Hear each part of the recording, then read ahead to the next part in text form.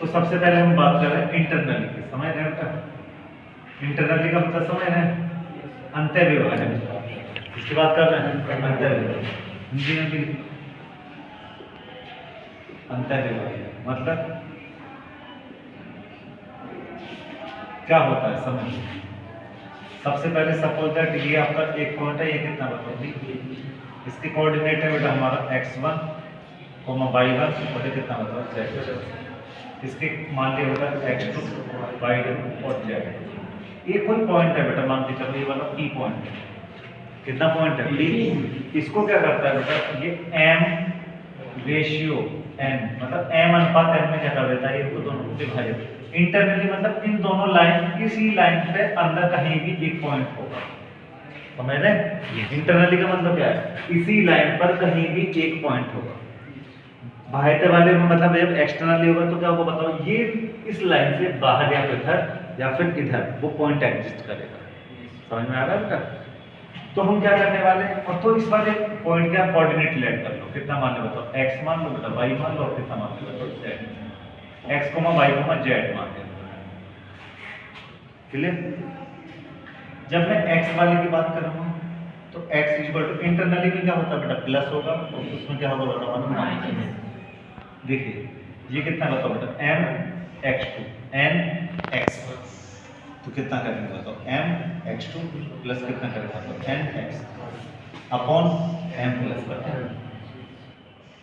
समझ रहे बेटा? ये x की वैल्यू ऐसे जब y की वैल्यू निकालोगे तो यहाँ पे भी कितना बताओ, m प्लस n लिख लो बेटा। y की बात कर रहे हैं तो बेटा y2 और यहाँ y1 अपॉन m प्लस। समझ रहे बेटा? ये याद करने का थोड़ा जल्दी फॉर्मूला होता है। z की बात करेंगे तो यहाँ पे बेटा m प्लस n लिख लो और क्या बताया तो बताओ z2 यहाँ लिख लो z1 अपॉन कितना करेंगे। क्लियर? ये हमारा किसके लिए बताओ बेटा, इंटरनली के लिए। इसके लिए इंटरनल। अब सपोज दैट ये पॉइंट जो है बेटा कहीं बाहर लाई करता, इस लाइन से कहीं क्या होता बताओ, बाहर होता। इट मींस उसको क्या बोलते हैं हम लोग, एक्सटर्नली बोलते हैं। क्या बोलते हैं? कितना करेंगे बताओ, x1 ये y1 और ये कितना बताओ, ऐसे ही हम ऐड कर लो x2 y2 और ये कितना। यहाँ पर बेटा कोई एक अलग पॉइंट है, मैंने क्या कहा था, इंटरनली का मतलब होता है कि वो जो पॉइंट है वो कहाँ एग्जिस्ट कर रहा है, इस लाइन पर अंदर। Yes sir, that is internally. अगर वो पॉइंट क्या हो बताओ बेटा हमारा, वो क्या हो बताओ, बाहर, तो वो हो गया हमारा एक्सटर्नली। किसमें चला जाएगा बताओ, एक्सटर्नली। मतलब ये जो पॉइंट पी है वो क्या होगा बताओ बेटा, इस लाइन से क्या होगा, बाहर लाइन। और पॉइंट वही बेटा इसके ऐड कर रहे हैं, x तो y अब केवल एक डिफरेंस होने वाला है, जो यहाँ बेटा क्या चल रहा था, प्लस प्लस चल रहा था, अब वो दोनों क्या चलने वाला है, माइनस। क्या चलेगा, माइनस।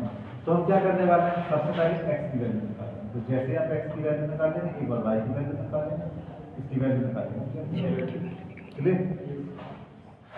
क्या करेंगे बताओ भाई, ये भी किसी रेशियो में डिवाइड कर रहा हो तो ये वाला कितना मान ले बताओ, m रेशियो है। ये वाला जो पॉइंट है वो a और b को किस अनुपात में बांटता है, m रेशियो n। तो यहाँ पर कितना लिखेंगे बताओ, m n, और यहाँ पर बेटा सीधा सीधा m आ जाएगा। तो m का मतलब है बेटा b से डिस्टेंस और इसका मतलब कितना है, इसका a से डिस्टेंस। समझ गए? तो कितना करेंगे बताइए, यहाँ पर आएगा कितना बताओ, x2 और कितना नीचे ऐसे। यहाँ की बात करेंगे तो यहाँ कितना करेंगे बताओ, m माइनस m।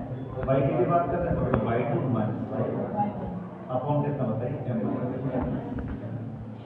समझ रहे ना? लर्न करने में कोई दिक्कत नहीं आने वाली।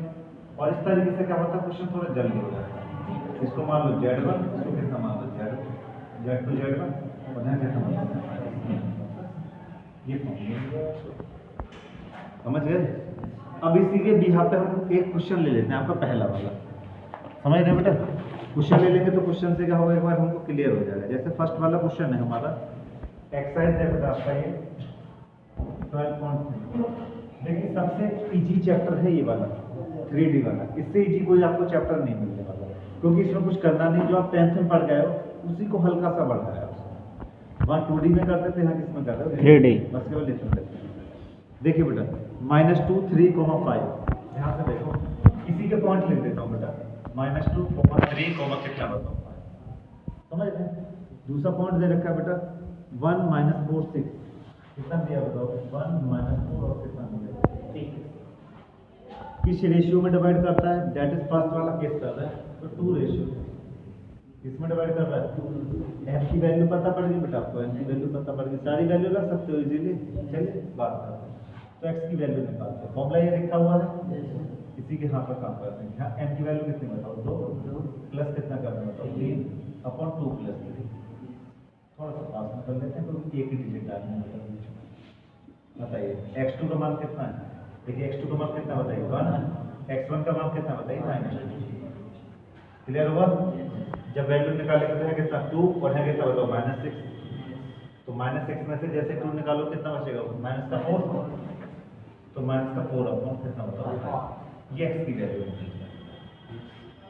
क्लियर है। चलिए y की वैल्यू निकालेंगे, तो जैसे ही हम y की वैल्यू निकालेंगे तो पहले तो काम वही करना है 2 + 3 इंटू और यहाँ कितना होना बताओ 2 + 3, अब क्या करना है y2 और y1, तो y2 की वैल्यू कितनी बताइए -4, y1 की वैल्यू कितनी बताइए 3, वैल्यू डालें तो कितना बताओ -8 और यहाँ कितना बताओ बेटा 9, इट मींस 1/9, कोई दिक्कत हो तो बताइए। फिर z की बात करेंगे तो कितना हो बताओ 2 + 3 इंटू और यहाँ कितना बताओ 2 + 3, Z2 की वैल्यू कितनी बताइए 6 और ये कितना बताइए, ये 6 और ये कितना बताइए 5, बोलिए ये कितना होगा 8 और 6 दूनी 12, 12 15 कितना होगा तो 27, तो 27 अपॉन कितना होगा 5. ये आ जाएगा। तो it means coordinate of P की बात करेंगे, क्लियर। यहाँ पे क्या लिख देंगे बताओ, कोऑर्डिनेट ऑफ P की जो वैल्यू होगी बेटा वो आ गई आपकी, देखिए पहले x वाला फिर y फिर z, कितना हो बताइए -5/5 1/5 और कितना बताइए 27/5, ये आपका आंसर है, क्लियर।